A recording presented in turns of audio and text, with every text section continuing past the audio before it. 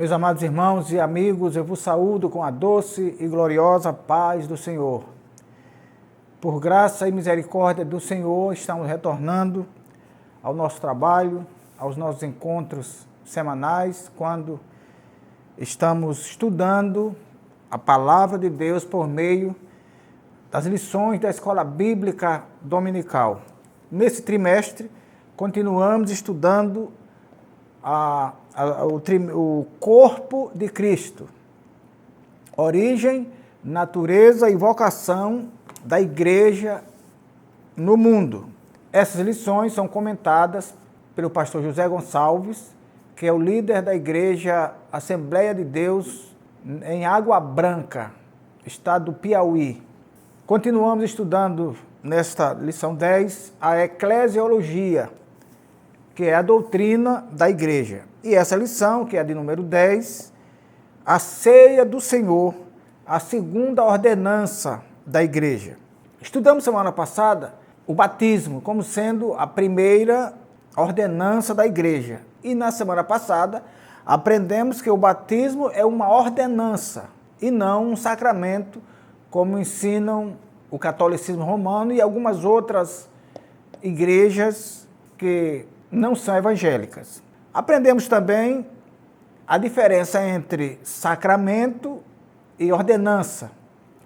Ainda na lição da semana passada, aprendemos que o batismo em águas simboliza a morte, o sepultamento e a ressurreição de Cristo.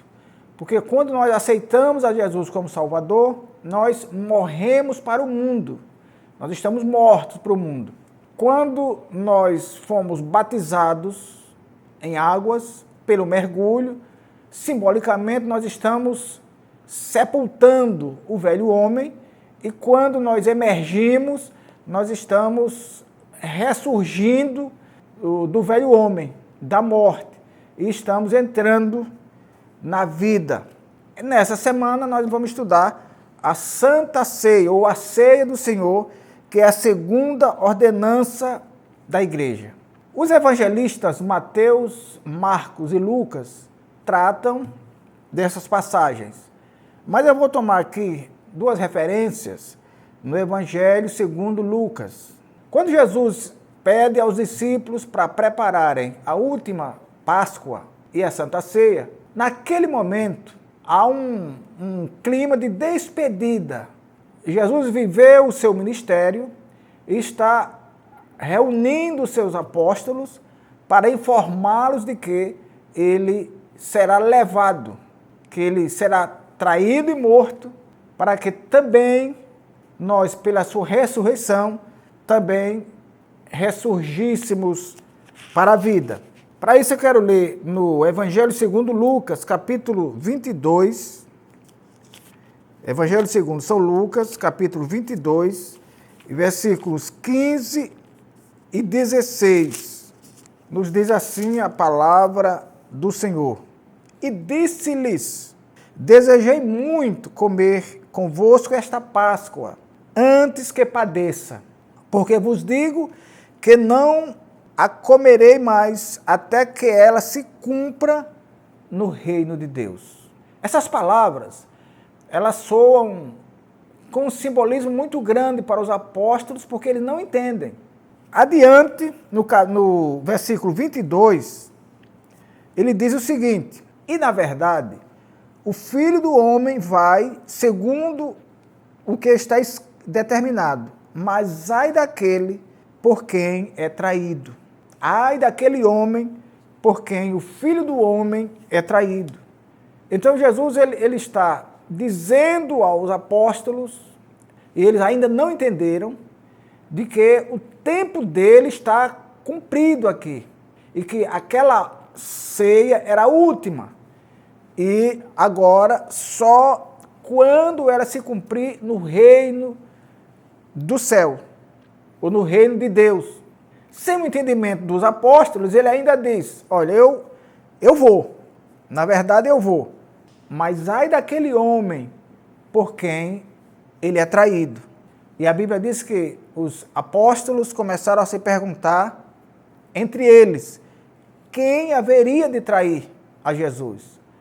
Portanto, a Santa Ceia, ou a Ceia do Senhor, ela tem esse simbolismo de que, nós vamos estudar lá na frente, de que ela tem uma memória, ela tem esse simbolismo de que é uma memória, também é uma memória.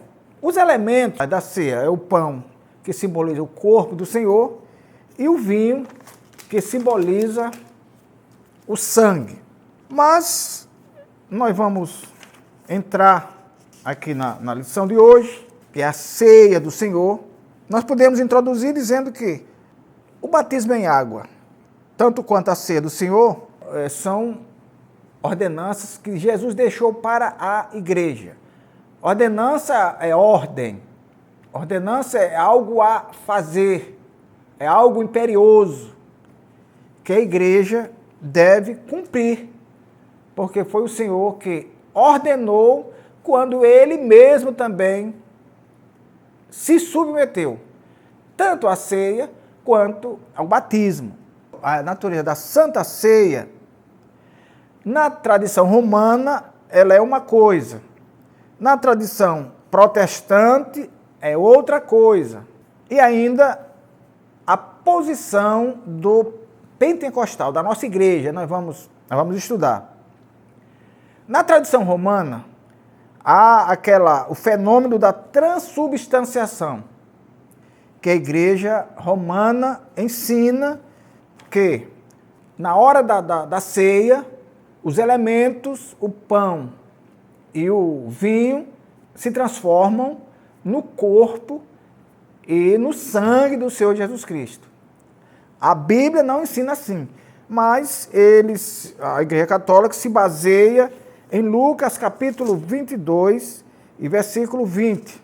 Olha o que ele diz. Semelhantemente tomou o cálice, dizendo: este cálice é o Novo Testamento no meu sangue, que é derramado por vós. Mas isso não tem nada a ver, irmãos.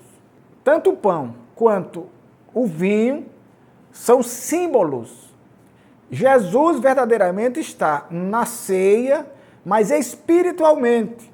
Não que o pão ali se transubstancie em Jesus, no corpo de Jesus, nem o vinho no sangue de Jesus. Isso é um erro doutrinário que a Igreja Católica ensina, mas a gente sabe que a Bíblia não ensina assim.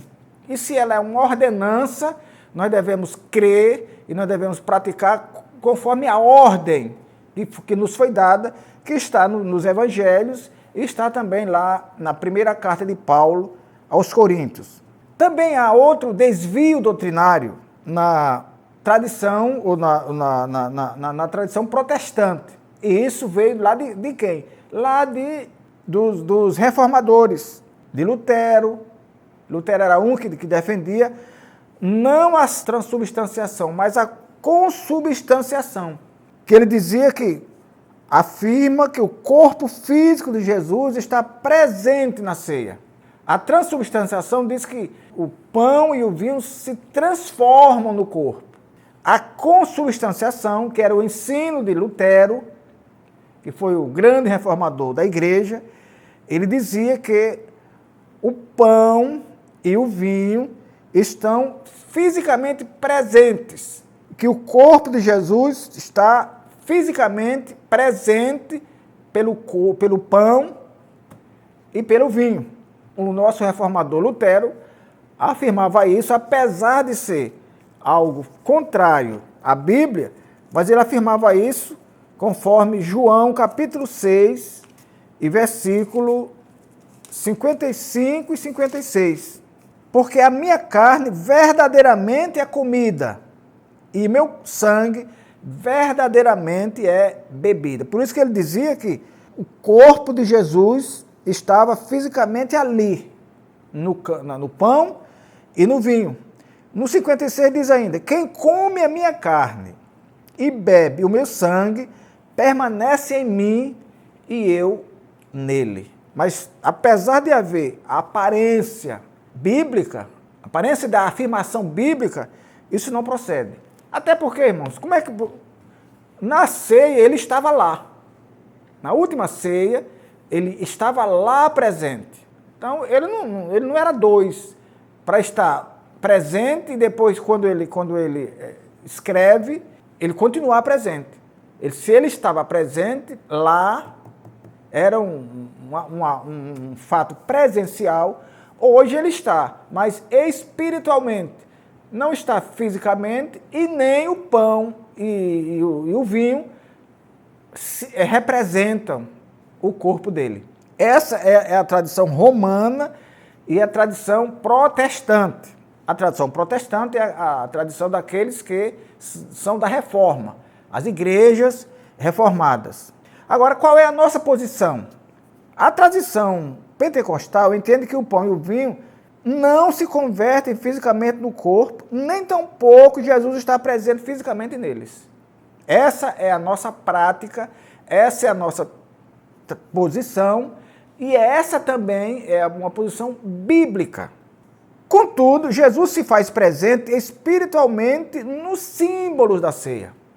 Então, aquele pão, quando nós vamos orar na Santa Ceia, nós dizemos que o pão simboliza o corpo de Jesus que foi moído por nós. E o vinho simboliza o sangue de Jesus Cristo que foi derramado por nós. Essa é a posição da igreja e essa é a posição bíblica. Afaste-se a transubstanciação, afaste-se a consubstanciação, porque elas, apesar da aparência, elas não têm posição verdadeiramente bíblica. Agora, qual o propósito da ceia? Celebrar a expiação do Senhor. A ceia, como Jesus disse, como ele estava se despedindo, ele celebrava aquela ceia para que aquilo ficasse como uma memória. Tanto é que a Santa Ceia, ela tem um ensino memorial e um ensino profético.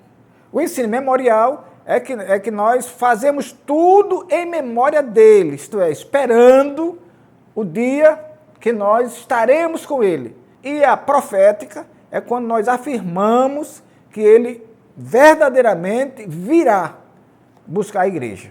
1 Coríntios capítulo 11, versículo 26, nós fazemos isso para anunciar a morte dele até que ele venha.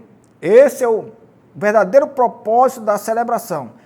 A ceia do Senhor aponta para o Calvário, quando nós continuamos esperando até que ele venha.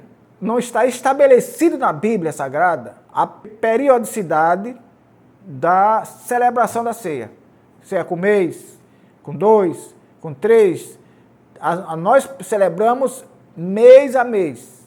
Todos os meses nós cercamos a mesa do Senhor até que ele venha. Há lugares que é de 2 meses, 6 meses, lugares que é de ano em ano. Isso não está na Bíblia, é uma escolha do homem, mas o propósito é que não pode mudar. Ela tem que apontar para o Calvário.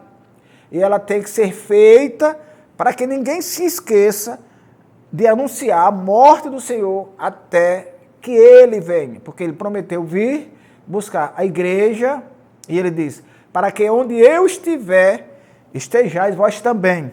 Também é para proclamar a segunda vinda, celebrar a comunhão. Veja que Jesus disse lá, eu já li, que ele disse, eu queria muito estar com você nessa ceia. O que é que ele estava querendo ali? O que é que ele estava acenando para quê? Para a comunhão. Quer dizer, eu quero estar com vocês nesses últimos dias, porque eu vou partir. Mas um dia nós nos reuniremos.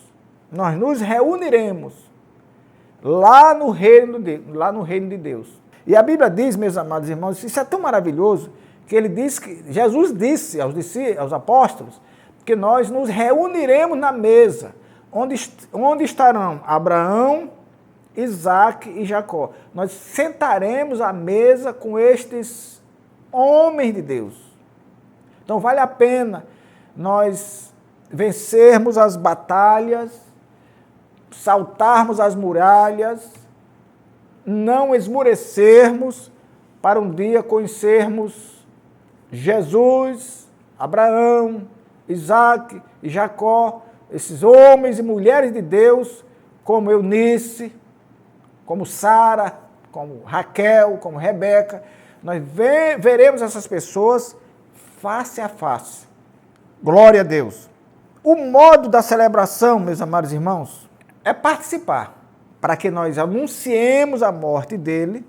Isso fala da profecia, mas quando ele diz que nós devemos estar com ele, celebrar a comunhão, quando ele diz lá em Romanos, que nós devemos amarmos-nos uns aos outros, é porque essa reunião de Santa Ceia, ela é algo que deve ser praticado por todos os cristãos, todos aqueles que querem, que almejam estar com o Senhor. Agora, não se pode participar indignamente. A Bíblia diz que aqueles que participam indignamente estão uns doentes e outros já morreram. Agora vamos aqui. E aqueles que dignamente, entre aspas, se afastam? Porque há também esses na igreja. Tá aqueles que participam indignamente, são aqueles que já não pensam mais em salvação, são aqueles que já perderam o ânimo, são aqueles que já não estão prontos para subir, mas há aqueles que dignamente se afastam. Não, eu não estou em condição, não quero confessar nada a ninguém, não quero participar da minha vida a ninguém, a minha vida não pertence a ninguém, então se afasta da Santa Ceia, como se o período de afastamento fosse purificar a alma. Quando a Bíblia diz que aquele que confessa e deixa, é esse que encontra misericórdia. Mas diz ainda, o que encobre a transgressão nunca prosperará. Porque, meus amados, a ceia do Senhor tem uma importância muito grande lá no passado.